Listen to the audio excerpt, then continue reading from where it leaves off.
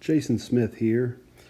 This is a video of a student of mine, and I just wanted to point out some of the common patterns that I see when we get a golfer who fights a over-the-top golf swing.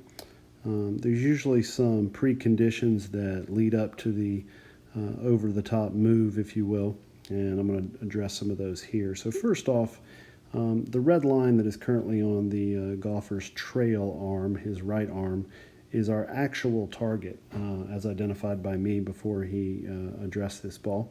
Now, you can see clearly he's aiming a considerable distance to the right.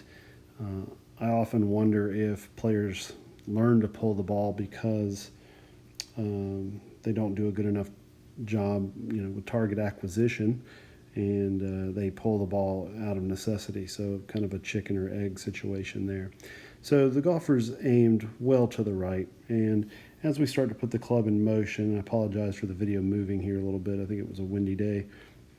You'll see that, and this is very, very common when we get a player who's over the top, the lower arms, wrists get involved way too early in the backswing, and will pull the club head in and behind the golfer, getting them in kind of a trapped position here where there's nowhere left for the club to go but up.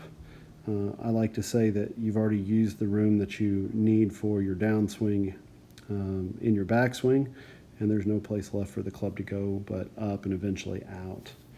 So this particular golfer also gets the club well across the line at the top. But before we get there, I want to show you when the left arm is parallel to the ground for the first time.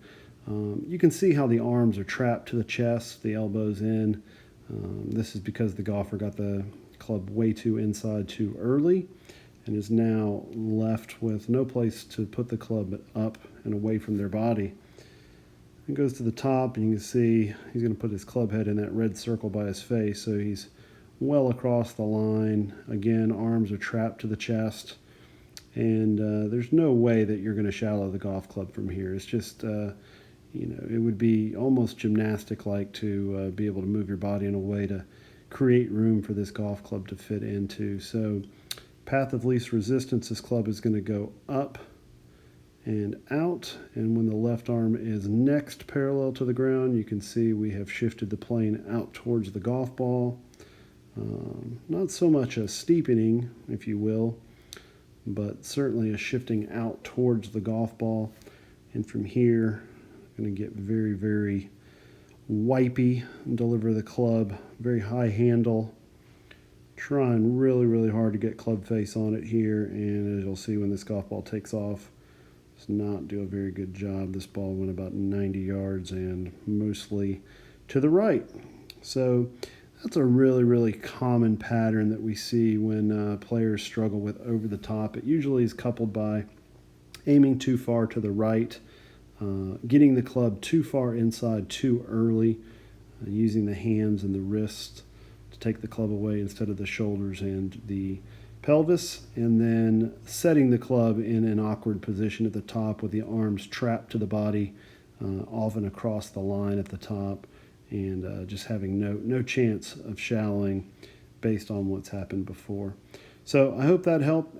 If you see any of these things in your golf swing, please ask for help and go see your local PGA Professional. If you're in Jacksonville, give me a shout. Love to help you out. Take care.